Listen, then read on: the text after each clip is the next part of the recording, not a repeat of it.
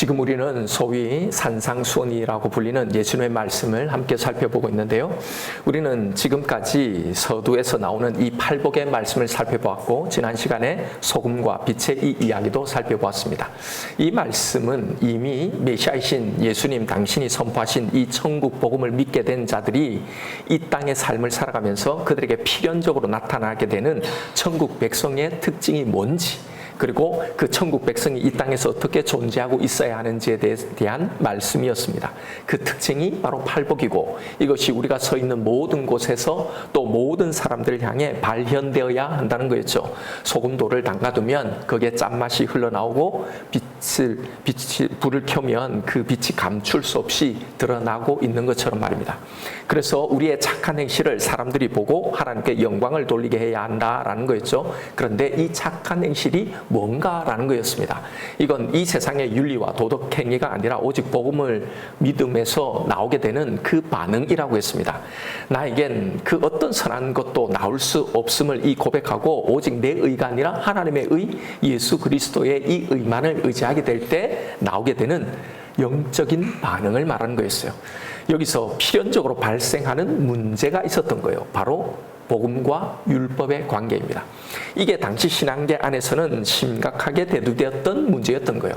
율법을 하나님의 말씀으로 믿고 있던 이 유대인들에게 율법이 아니라 오직 예수 그리스도를 믿음으로만 구원 얻는다는 이 복음의 선포는 당시의 신앙에 엄청난 파문을 던졌던 겁니다. 아니, 그러면 율법을 지키지 않아도 된다는 건가? 우리의 신앙이 온전하지 못해도, 우리가 좀 엉망으로 이렇게 살아도 결국은 예수님만 믿으면 다 용서를 받고 하나님의 백성이 되는가라는 문제이죠.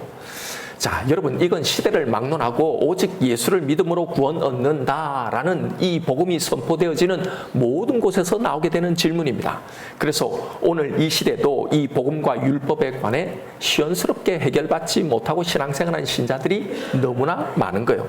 그래서 이 말씀이 오늘 우리에게도 이 문제를 해결하는 유효한 말씀이 되는 겁니다.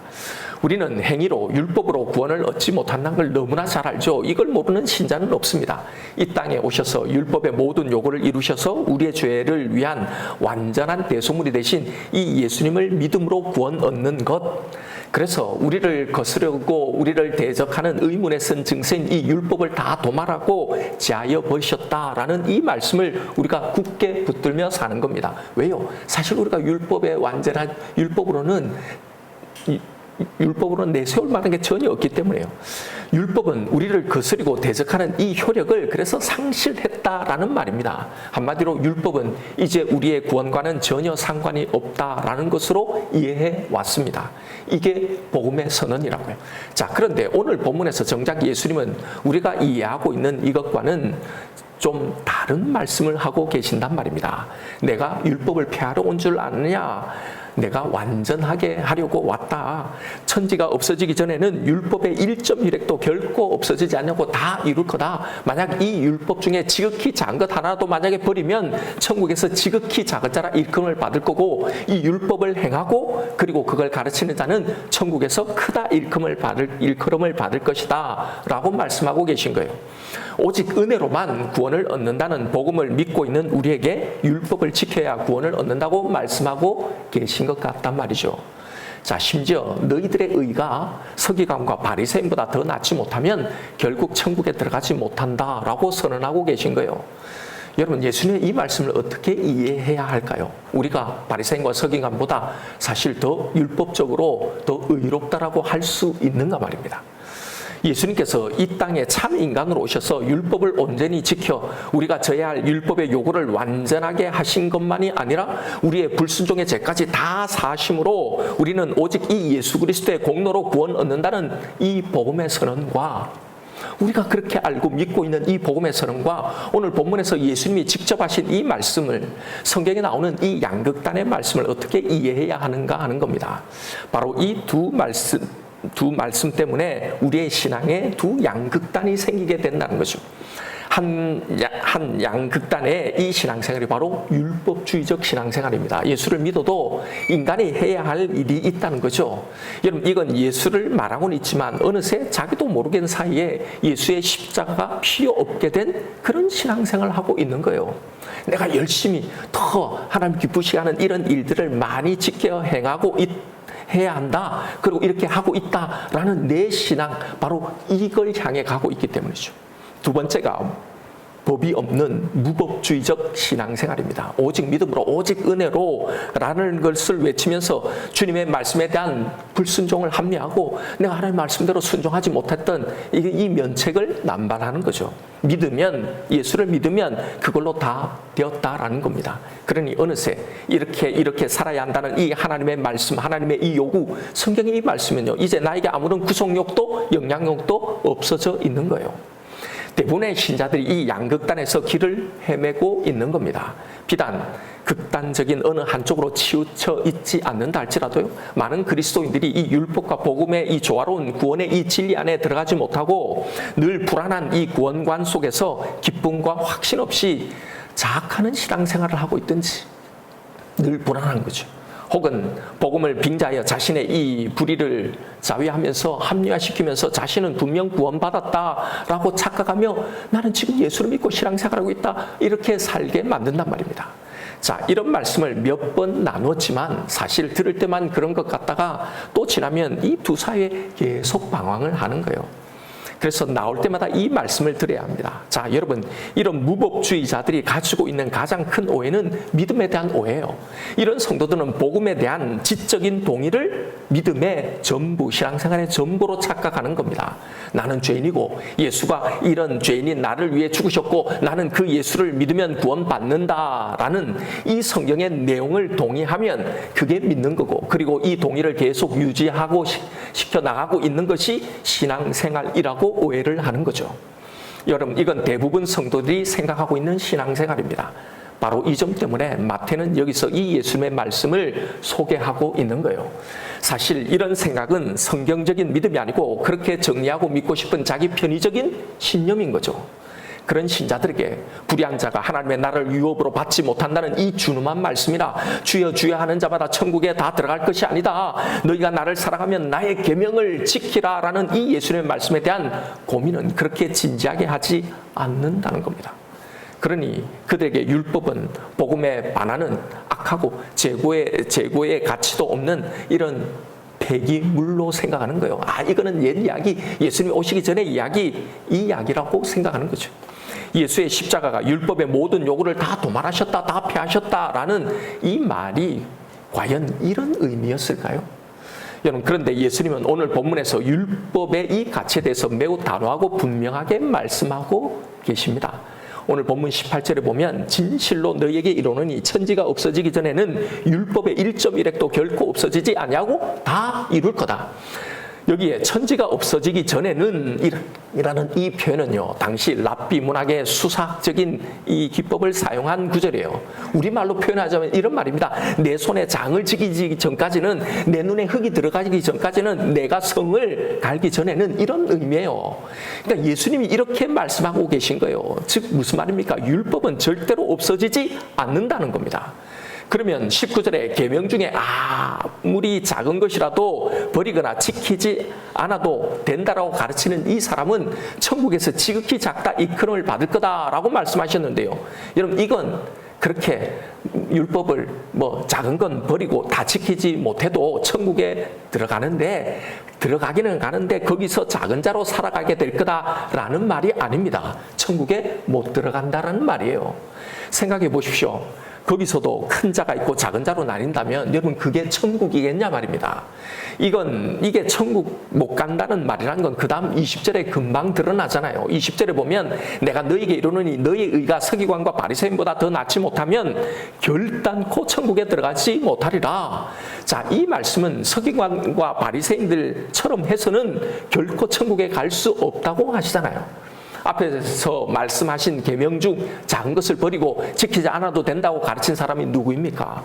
하루살이는 걸러내고 낙타는 삼키는, 사람들에게 율법의 짐을 지워서 자기들보다 배나 더 악한 자로 만드는 자들, 이들이 바로 여기서 예수님 말씀하신 서기관과 바리새인이잖아요.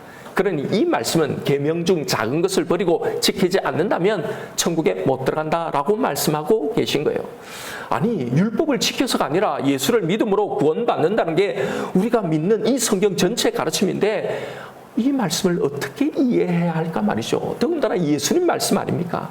복음 안에 있어도 예수님을 믿어도 율법을 다 지켜야 된다는 말일까요? 도대체 복음과 율법의 관계를 어떻게 이해해야 할까요? 여러분, 이걸 이해함 없이 우리는 대충 율법과 복음을 절충시켜서 사실 신앙생활을 한단 말입니다. 할 수 있는 데까지는 최선을 다해서 내가 말씀대로 살아가고 나머지 못한 부분은 회개함으로, 복음으로 다 해결해 보자는 거죠. 혹은 복음은 선한 것, 율법은 악한 것, 완전 이 부정적인 개념으로 정리해 놓고 율법은 아예 도외시 놓고 신앙생활하고 있는 거예요. 그러니까 사실 예수님은 여기서 결코 천지가 없어지기까지 율법의 1.1획도 사라지지 않는다고 하는데, 실상은 우리 신앙생활에 이 율법은 사라져 있는 거예요. 안 지켜도 상관이 없는, 그래도 구원 얻는 것. 그러니까 사실 이 예수의 말씀의 이 의미를 전혀 우리는 살리면서 신앙생활하지 않는 거죠. 그러다 보니 복음만 의지하다 보면 왠지 막 사는 것 같다는 또 생각이 들고, 그렇다고 말씀을 지키려고 하니 율법주의에 빠질 것 같은 이 딜레마를 달고 신앙생활을 하는 거예요. 이런 마태가 자신의 복음서에서 이 예수님의 말씀을 기록해 놓은 그 이유가 바로 이 때문입니다. 마태복음은 유대인들을 1차 대상으로 기록한 복음서라고 했잖아요. 그들에게 이 복음의 선언은 율법에 얽매여 살던 자신에게 해방의 선언이죠. 예, 잘 지키려고 사실 하지만 못 지키는 것들이 사실 더 많다는 걸 알기 때문에요. 그러니 여기서 이제 좀 편안하게 살아도 된다라는 생각을 하게 되는 거죠. 한편 이방인들에게도 너무나 가볍게 믿을 수 있는 이 부담 없는 종교가 되어버리는 겁니다. 기존의 삶의 방식을 아무것도 바꾸지 않아도 그냥 예수만 믿으면 되니까. 여러분, 바로 이것에 대해서 말을 하고 있는 겁니다. 실상 우리가 이렇게 살아가고 있는 거예요. 이제 막 살아도 된다는 이 방종을 그래서 경계하기 위해서, 그리고 이 율법을 아직도 구원의 방편으로 또 지키고 있는 이들에게 이 율법의 진짜 의도가 뭔지, 이 율법을 어떻게 이용해야 하는지를 알게 하기 위해서 말입니다. 자, 그럼 질문을 정리해보죠. 예수를 믿는 신자는 율법을 지켜야 할까요? 아니면 안 지켜도 될까요? 율법에 철두철미했던 서기관과 바리새인보다 더 낫지 못하면 결코 천국에 들어갈 수 없다는 이 말씀을 어떻게 이해해야 하는가? 예수님께서 우리에게 요구하신 서기관과 바리새인보다 더 나은 이 의는 과연 무엇을 말하는 건가? 그들보다 더 율법을 좀 더 잘 지켜야 한다는 이 말씀인가? 자, 오늘 말씀을 통해 이 질문과 함께 복음과 율법의 관계에서 좀 더 확실하게 정리가 되길 바랍니다. 사실 로마서를 다룰 때 이 복음과 율법의 관계를 이미 다뤘습니다. 오늘 그것을 다시 한번 복습하는 차원이기도 하고, 또 바울의 서신이 아니라 예수님의 이 말씀을 가지고 이것이 어떤 관계에서 우리가 어떤 관계에 정립해놓고 신앙생활을 해야 되는지를 한번 다시 살펴보려고 합니다. 자, 먼저 우리는 어떻게 구원을 얻는가에 대해서부터 출발하죠. 자, 믿음으로인가 아니면 율법을 지킴으로인가? 당연히 예수를 믿음으로 구원을 얻습니다. 자, 그런데 앞서 말씀드린 것처럼 여기는 늘 문제가 되는 구절들이 있죠. 나더러 주여 주여 하는 자마다 다 천국에 들어갈 것이 아니요 다만 하늘에 계신 아버지의 뜻대로 행하는 자라야 들어가리라는 이 말씀이죠. 자, 오늘 예수님의 말씀도 똑같은 말씀입니다. 말씀을 다 지켜야 한다는 말인가? 그렇다면 복음은 아무 소용이 없다는 것인가? 자, 예수님이 내 아버지의 뜻대로 행하는 자라야 천국에 들어간다라고 하셨는데요. 여기서 행해야 하는 아버지의 뜻, 이것이 무엇인지를 알아야 이 말씀의 의미가 풀립니다. 요한복음 6장 40절에 보면 내 아버지의 뜻은 하고 아버지의 뜻이 나오죠. 아들을 보고 믿는 자마다 영생을 얻는 이것이니 마지막 날에 내가 이를 다시 살리리라 하시니라. 자, 여기서 아버지의 뜻이 뭐예요? 아들을, 예수를 믿어 영생을 얻게 하는 것, 이것입니다. 즉 아버지의 뜻대로 행하는 것은 이 아들 예수를 제대로 믿는 것이죠. 고로 이 말씀은 주여 주여 말로만 예수를 복음을 믿는다고 하지만 사실은 제대로 믿지 못하는 사람들에 대한 경고로 하신 말씀이라는 거예요. 그럼 제대로 믿는 건 예수를 믿으면서도 율법을 잘 지키는 걸 말하나 이걸 말하는 게 아닙니다. 사실 율법은 구원받음과 전혀 상관이 없습니다. 자, 이게 매우 중요한 말씀이고 오해의 소지가 있는 말씀이에요.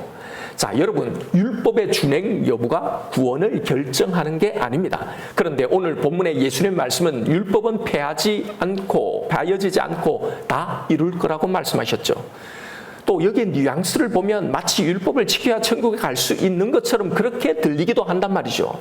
자, 그러시면서 이 선언 이후에 나오는 신약의 율법인 이 산상수원을 이제 이야기하는 거예요. 자, 그런데 여러분, 이 말씀, 이 산상수원 뒤에 나오는 우리가 앞으로 이제 배우겠지만 이 말씀을 한번 보십시오. 이제 율법은 복음 아래, 예수의 십자가 아래 사라지거나 약화된 것이 아니라 더 강화되어 나타납니다. 구약의 율법은 살인하는 자마다 심판을 받을 거라는 되어 있지만 예수님이 다시 말씀하는 거예요. 내가 너에게 다시 말한다. 이제는 이 정도가 아니라 마음으로 형제를 미워하는 자도 살인한 자다 심판을 받을 거다라는 거죠. 간음하지 말라는 말을 너희가 들었으나 그러나 이제는 이 정도가 아니라 마음의 음욕을 품는 자가는 이미 간음하였다라고 말씀하시는 거예요. 계속 이런 훨씬 더 강화된 말씀을 하십니다. 여러분, 이 산상수훈에 나온 말씀을 한번 읽어보십시오. 여러분, 이 말씀을 1.1획도 빠짐없이 다 지킬 수 있습니까? 못 지킵니다. 구약의 외형적인 율법도 실패한 인간이 어떻게 내면 안에, 내 안에 적용되는 이 율법을 다 지킬 수 있느냐 말입니다. 만약 율법이 구원 얻음과 관계가 있다면 우리는 절대로 구원받지 못합니다. 그런데 예수님은 이 율법이 1.1획도 절대로 없어지지 않고 다 이룬다는 거예요. 자, 이게 무슨 의미인지를 보십시오.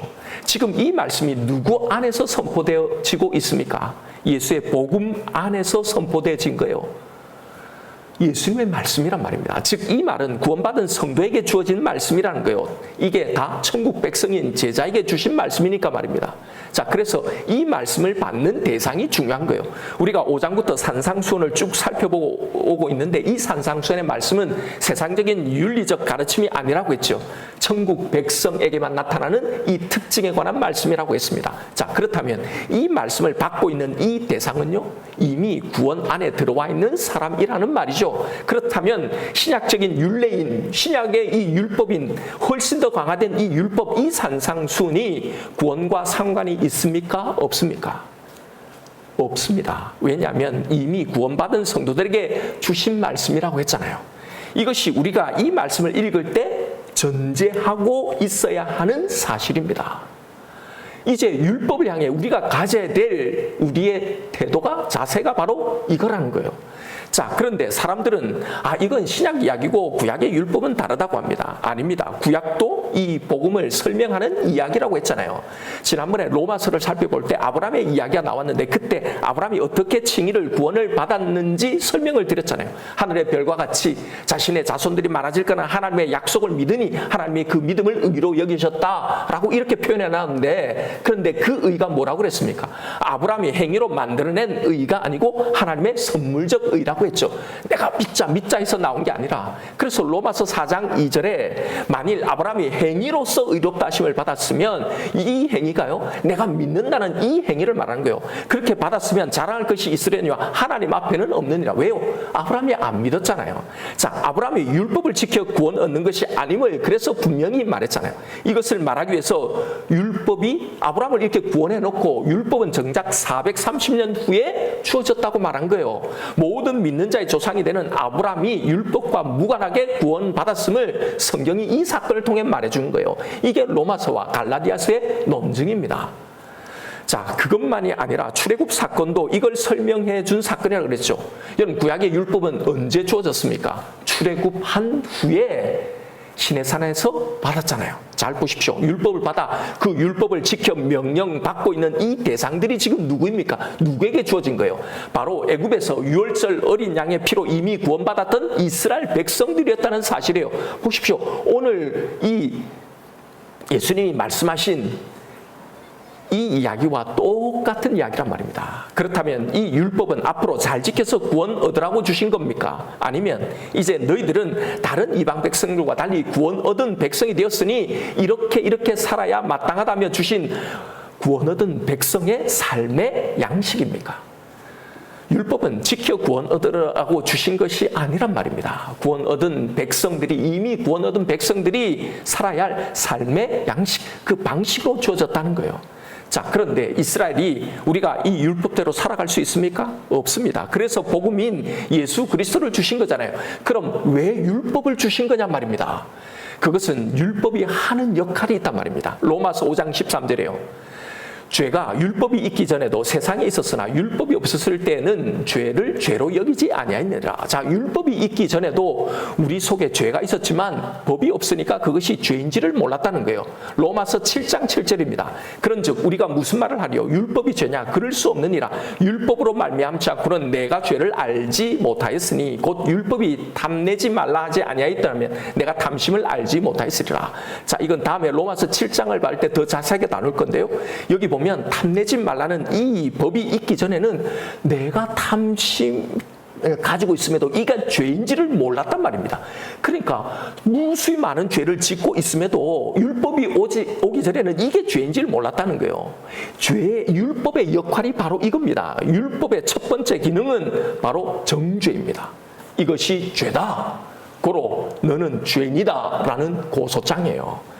그리고 또 하나의 기능이 더합니다. 바로 심판의 선언이에요. 이런 죄를 지은 너희가 어떤 운명에 처해야 되는지 로마서 3장 19절입니다. 우리가 알거니와 무릇 율법이 말하는 바는 율법 아래 있는 자들에게 말하는 것이니 이는 모든 입을 막고 온 세상으로 하나님 심판 아래 있게 하려 함이라. 모든 입을 막고 온 세상으로 하나님의 심판 아래 있게 할 말을 얻게 만드는 거죠. 어떻게 심판을 내리셔도 율법의 역할은 모든 죄인들을 심판의 이 저주 아래 다 가두는 겁니다. 너희들의 운명은 이거였다라는 거죠.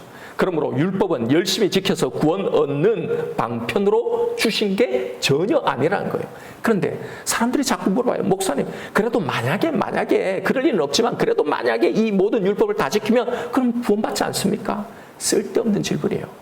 로마서 3장 20절에서 분명히 선언하고 있잖아요. 그러므로 율법의 행위로는 그 앞에 의롭다 하심을 얻을 육체가 없나니 지킬 가능성이 제로라는 거예요. 그래서 그래도 가능성이 0.00001%라도 있어서 그래서 혹시 몰라서 준 게 아니고 너는 실패했다. 너는 탈락이다. 아, 나는 정말 죽어야 할 죄인이구라는 걸 깨달으라고 주신 거란 말입니다. 그래서 그 다음 율법의 세 번째 기능이 나오는 거예요. 오라, 나는 공고한 자로다. 이 사방의 몸, 이 저주의 몸에서 누가 나를 건져내랴. 여러분, 율법의 세 번째 역할은 바로 철저하게 우리를 가난한 심령으로 만들게 만드는 거예요. 그래서 못하게 하려고요. 결국은 하나님의 은혜, 그 복음, 이 예수 그리스도만을 기대하게 만드는 겁니다. 그래서 그 다음 구절이 뭐라고 나옵니까? 우리 주 예수 그리스도로 말미암아 하나님께 감사하리로다 이렇게 나오잖아요. 갈라디아서 3장 24절입니다. 이같이 율법이 우리를 그리스도께로 인도하는 초등교사가 되어 우리로 하여금 믿음으로 말미암아 의롭다함을 얻게 하려 함이라. 자, 율법의 역할은 복음의 절대적인 이 필요성, 그 위대함을 드러내는 겁니다.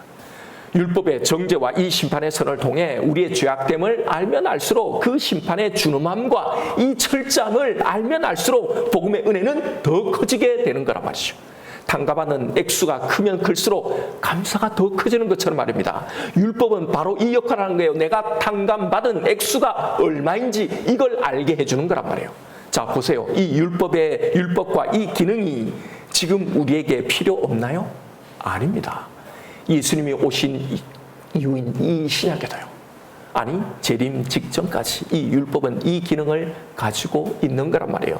이게 바로 여기서 예수님이 내가 온 이후에 이 율법은 1.1핵도 없어지지 않고 다 이럴 거다. 내가 왔어도 라는 이 말을 하는 거예요.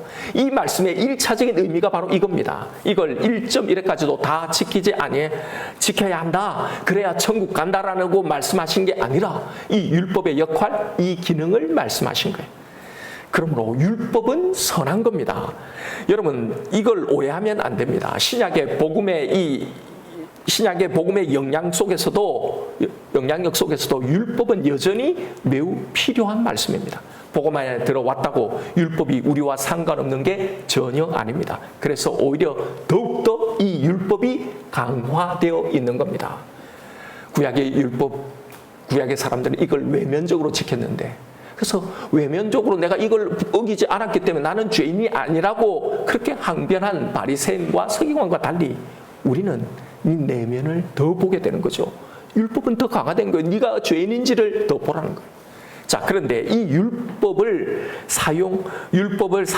사용하는 이 사용도 이걸 가지고 그렇게 살지 못하는 내 모습을 보며 정죄감에 쌓이면 안 되는 거예요. 왜요? 이게 율법의 용도가 아니라는 거예요. 정죄감이 아니라 바로 그 목적이 뭐라고 그랬습니까? 철저하게 내가 죄인인 것을 깨닫고 내가 어떤 저주 아래 있는지를 깨닫고 이 심판과 이 저주 아래서 구원해 주신 이 은혜를 더 붙들게 하는 거란 말이죠. 여러분, 그러니 이 율법의 참수 앞에서 더 이상 정죄 빠지면 안 된단 말입니다. 율법을 이렇게 사용하고 있으면 안 된단 말이에요. 이건 하나님이 율법을 주신 이 목적을 놓치고 잘못 사용하고 있는 거란 말이죠. 우리가 매주 나와서 참회 기도를 드리는 건 우리가 회개했기 때문에 그래서 용서받는 게 아니라 복음을 더 붙들기 위함이라고 말씀드렸잖아요. 율법의 참소가 더 예리하면 예리할수록, 더 깊으면 깊을수록, 사단이 이를 가지고 우리를 공격하면 할수록 하나님의 사랑을 더 깊고 더 섬세하게 느껴야 한다고 말씀드렸잖아요. 자, 어차피 지켜 구원받으라고 주신 법도 아니고 또 우리가 지킬 수도 없는 법도, 지킬 수 있는 법도 아니라면, 그렇다면 신약을 사는 우리가 율법을 사용하는 방법은 다 하나입니다.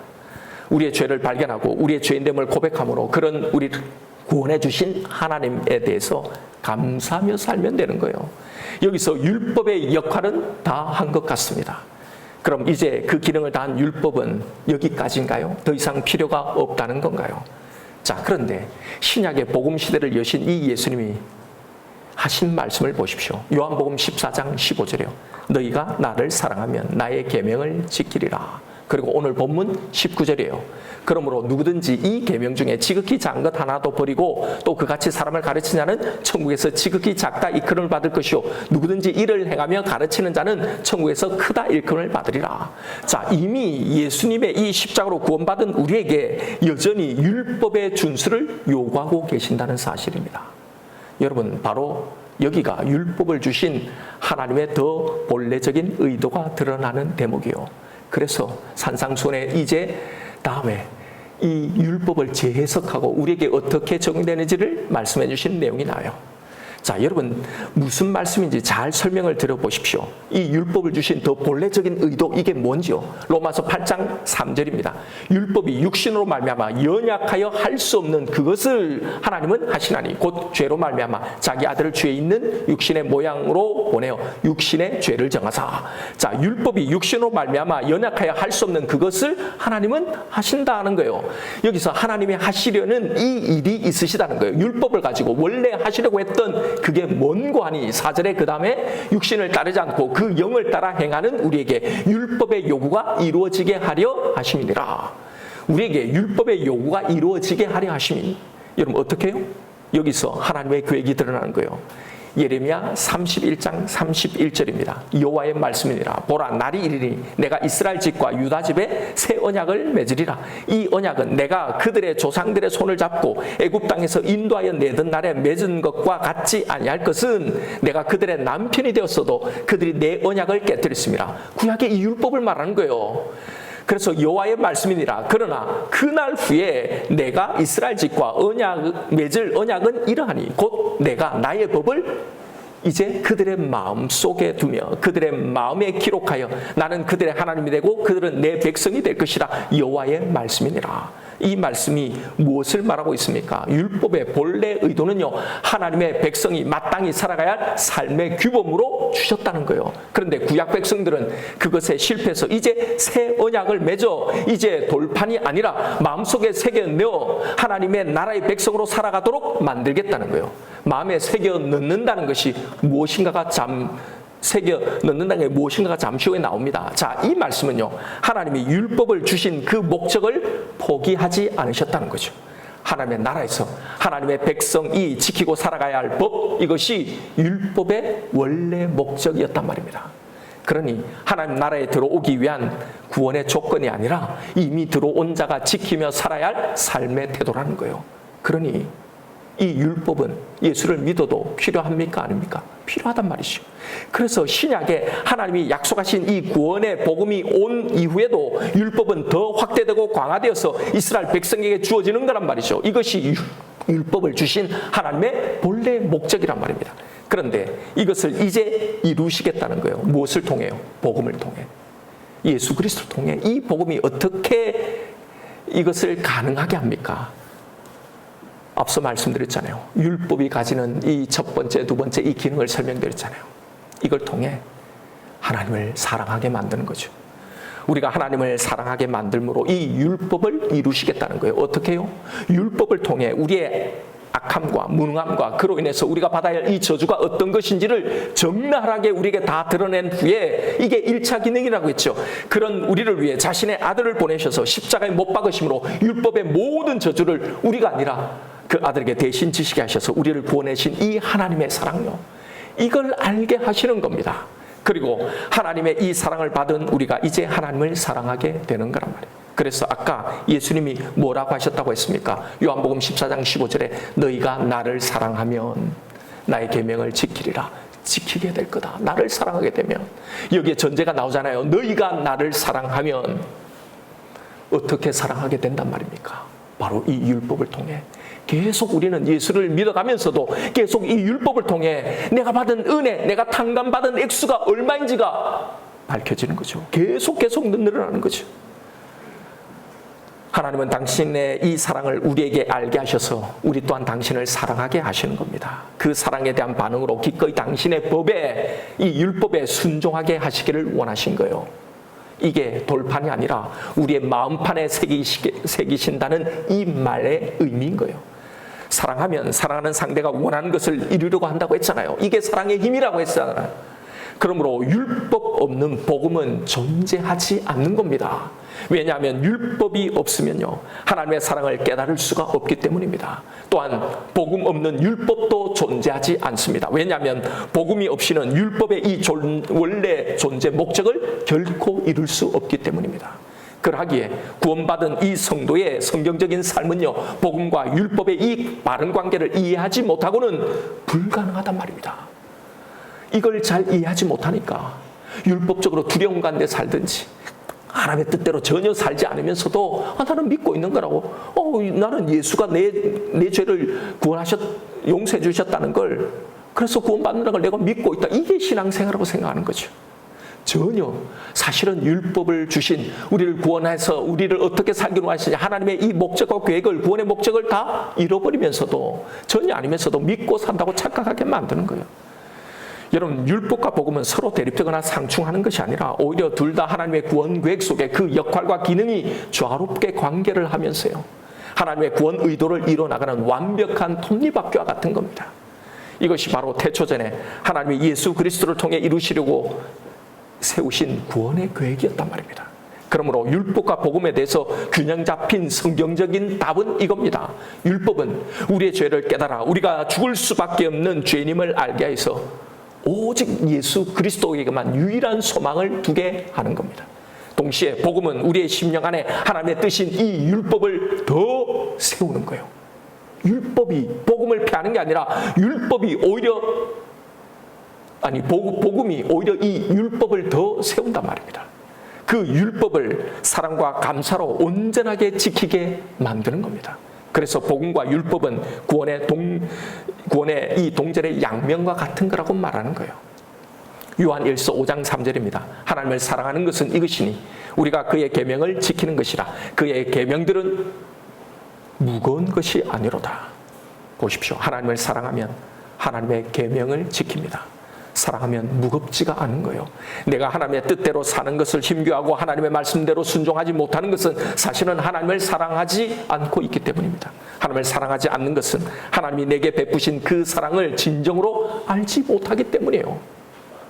왜요? 사실은 율법이 내 신앙에, 내 구원에서 사라져 있기 때문입니다. 완전히 제외시키고 있는 거죠. 그 율법의 역할과 기능을 제대로 하면서 이 복음으로 이 율법을 이 율법으로 복음을 더 세우고 더 소망하고 이 복음으로 더 율법을 또 오히려 굳건하게 세우는 이 하나님이 우리에게 세우신 이 구원의 이 톱니바퀴가 제대로 돌아가고 있지 않기 때문입니다. 구원받았다고 하면서도 내 속에 하나님의 말씀에 대한 부담이 전혀 없다면, 하나님의 뜻대로 살지 못하는 내 삶에 대한 단식과 순종에 대한 몸부림이 없다면, 여러분 내 안에 있는 이 복음을 다시 점검해 보아야 하는 거예요. 사랑은 반드시 표현되어집니다. 그 사랑이 강하면 강할수록 내 마음속에 하나님의 법은 더 힘있게 세워져 있는 겁니다. 바로 이런 마음으로 하나님의 법인 이 말씀을 지키려고 하는 것, 이게 바로 여기서 예수님 말씀하신 서기관과 바리새인보다 더 나은 의라는 거예요. 왜요? 바리새인과 서기관의 의는 무엇입니까? 구원받기 위해서 내가 쌓은 의로서의 순종인 거예요. 그리고 내가 한 만큼 하나님이 우리를 이렇게 해주셔야 된다, 우리 민족을 나를 이렇게 해주셔야 된다, 이건 거예요.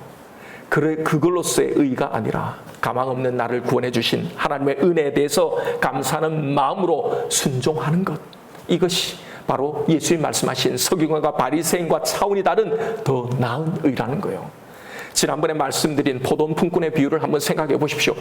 주인은 포도원 이 품꾼들이 얼마나 일했는지 그것에 대해서 관심이 없습니다. 노동량의 차이로 보상하는 게 아니란 말이에요. 종일토록 일한 종들의 일은요, 모두 자기 자랑, 자기 의로 계속 쌓여 있는 겁니다. 불러준 주인에 대한 감사는 없는 거죠. 내가 한 만큼 보상을 받는다는 생각뿐입니다. 그런 자들이 쌓는 자기 의를 여기서 바로 바리새인과 서기관의 의라고 하신 거예요. 이 의로는 결코 들어가지 못한다는 겁니다.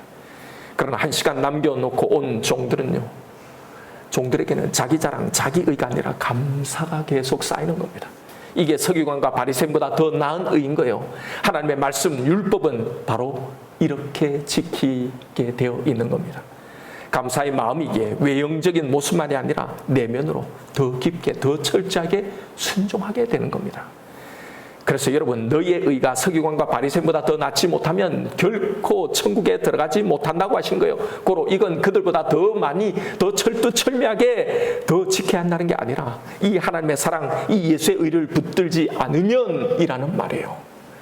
이렇게 율법은 폐해지지 않고 그 목적과 그 의도를 완전하게 이루게 된다라는 이 말씀인 거예요. 여러분, 우리가 신앙생활 하면 할수록 우리의 성화가 깊어지면 깊어질수록 내가 행한 것, 이것이 훨씬 더 많다, 내가 성화가 더 의롭게 이렇게 변했다, 이게 신앙의 성숙이 아닙니다. 이게 진정한 성화가 아니에요. 성화는 오히려 그 모든 것을 다 폐해버리고, 우리가 신앙생활을 하면 할수록, 내가 성화되면 성화될수록, 더 성숙하면 할수록 오직 예수 그리스도의 의만을 더 소망하게 되는 거예요. 예수님만을 더 붙들어 가게 된다는 거예요. 이게 신앙의 성숙이고 성장인 겁니다. 결국 우리를 천국에 들어가게 하는 이 의는요, 결코 자랑할 것이 없는 거죠. 내가 이렇게 순종하고 헌신하고 봉사하고 말씀을 지켰다는 이 자랑을 할 수 없는 거예요. 그러니 보상을 기대하는 율하고 하는 율법 준수가 아니라 감사함으로 하는 거예요.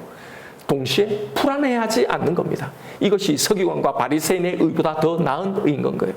여러분, 우리는 구원받기 위해서, 또 받은 구원이 취소되지 않기 위해서 말씀을 지키는 게 아닙니다. 이미 구원받았기 때문에 그래서 말씀을 지키는 겁니다. 기도했는데도, 순종했는데도 잘 안 된다고 불평하지 마십시오. 우리는 그냥 뒀으면 영원히 망하고 영원히 죽을 운명이었잖아요. 11조 하면, 내가 이렇게 섬기면, 이렇게 결단하고 하면 그래서 어떤 기대, 어떤 보상을 가지고 하는 이 신앙생활은요, 다 하나님의 의를 모르고 자기 의를 세우려고 하나님의 의에 복종치 않는 행위인 거예요. 그리고 그렇게 살고 있지 못한 나를 보며 내 구원을 불안하며 살아가고 그런 삶을 살아가는 거예요. 이게 다 주님이 책망하신 서기관과 바리새인의 의라는 겁니다. 얼마나 열심히 신앙생활을 했습니까? 그런데도 이렇다는 거예요. 여러분, 하나님이 우리에게 요구하시는 신앙생활이 어떤 것인지를 다시 잘 보십시오. 감사함으로 하는 겁니다. 여기서 말씀하신 율법의 1.1회까지도 완전하게, 충만하게, 완벽하게 다 이루신 분이 누구입니까? 예수님이잖아요. 결국 우리가 아니라 예수님이란 말이에요. 이 의로 우리는 단연코 천국에 이미 들어가 있단 말입니다. 그래서 우리는 이미 들어가게 하신 이 귀한 빛에 이미 들어오게 하신 이 하나님께 감사하며 살아가는 거예요. 바로 이걸 요구하시는 거예요. 이것이 율법을 향한 천국 백성의 바른 자세이고 바른 신앙생활인 겁니다. 지금 이 말씀을 우리에게 하신 거예요. 이제 지금 하나님이 나에게 요구하고 계신 것이 무엇인지를 한번 보십시오. 하나님의 이 사랑, 이미 이루어져 있는 나의 구원, 내 영원한 완전하고 안전하고 영광스러운 내 운명을 기억하고요. 여러분 지금 이 문제, 내가 겪고 있는 이 모든 문제를 그렇게 보시란 말입니다. 이 사랑으로, 이 믿음으로 그렇게 결단하고 나아가는 거예요. 여러분 불안한 상황, 두려운 문제들이 있습니까? 이 사랑 안에 거하십시오. 이 안전과 이 평안을 붙드십시오. 이것이 하나님이 우리에게 요구하시는 그 뜻입니다. 예수님이 여기서 말씀하신 우리 찾으시는 그들보다 나은 이 의란 말이에요. 그러니 여러분 두려워하지 마십시오. 불안해하지 마십시오. 우리를 향한 하나님의 소원은 평강입니다. 바로 이 말씀을 하신 거예요. 율법을 가지고 두려워하지 말고 불안해하지 말고 하나님을 더 사랑하십시오. 더 감사하십시오. 하나님이 더 좋아지십시오. 그로 인해 창세전에 나를 향해 세우신 이 하나님의 이 목표, 온전히 하나님께 내 삶을 드리는 이 하나님의 목표를 온전히 이루어드리는 저와 여러분 우리가 되기를 주님의 이름으로 축원드립니다. 이 시간에 오늘 주신 말씀 붙들고 우리 함께 기도하십시다. 여러분 오직 예수 그리스도만이 여러분의 산 소망이심을 정말로 고백합니까? 여러분 그런데 우리의 신앙생활 한번 보십시다. 우리는 아직도 여전히 율법주의에 빠져서 그 강박에 빠져서 두려움 가운데 혹시 내가 하나님 앞에 벌 받으면 어떡하나, 혹시 내가 지옥 가면 어떡하나 두려움 가운데 그렇게 율법을 사용하고 있지는 않습니까? 혹은 그 율법을 거기에 담긴 하나님의 모든 요구는 다 무시한 채 여러분 내가 예수를 믿고 있기 때문에 나는 신앙생활하고 있다, 그렇게 착각하며 신앙생활하고 있지 않습니까? 여러분 나에게 하나님을 사랑함이 있는지를 한번 보십시오. 그에 대한 감사가 있는지를 보십시오. 그를 위해 살고 싶은 그 마음이 있는지를 보십시오. 바로 이것이 예수님이 찾으시는 더 나은 의입니다. 여러분 사랑과 감사로 순종하십시다. 그렇게 신앙생활 하십시다. 율법은 폐하여진 게 아닙니다. 그 율법을 제대로 사용하십시오. 복음이 없었다면 내가 처했을 그 처절한 저주의 자리를 보십시오. 그 속에 구원해 주신 이 하나님의 사랑, 그 사랑이 내 속에 커지면 커질수록 내 안에는 하나님의 뜻대로 살고 싶은 그 마음이 이 거룩한 율법이 더 세워져서 그렇게 순종하게 되는 겁니다. 무거운 짐이 아니라 기쁨으로 감사함으로 그렇게 살아가는 겁니다. 여러분 지금 내게 있는 이 문제들, 이 상황을 가지고 바로 이 일을 하십시다. 이 사랑 안에서 안심하십시오. 그 안전을 누리십시오. 이렇게 살아가는 것이 하나님의 뜻이고, 이렇게 살아가는 것이 하나님을 사랑으로 가신 이 율법의 목표를 내 속에서 이루며 살아가는 겁니다. 그렇게 하나님을 사랑하고, 그렇게 하나님을 신뢰하고, 그렇게 사람들을 사랑하며 살아가는 겁니다. 이 시간 기도하십시다. 하나님, 믿으면 믿을수록 당신을 더 사랑하게 하여 주옵소서. 하나님, 내가 신앙생활을 하면 할수록 더 하나님을, 주 예수 그리스도를 더 의지하게 도와 주옵소서. 사랑함으로 이 구원의 길을 걸어가게 하여 주옵소서. 이 시간 나에게 주신 말씀 붙들고 우리 주님 이름 한번 부르며 기도하며 나아가십시다.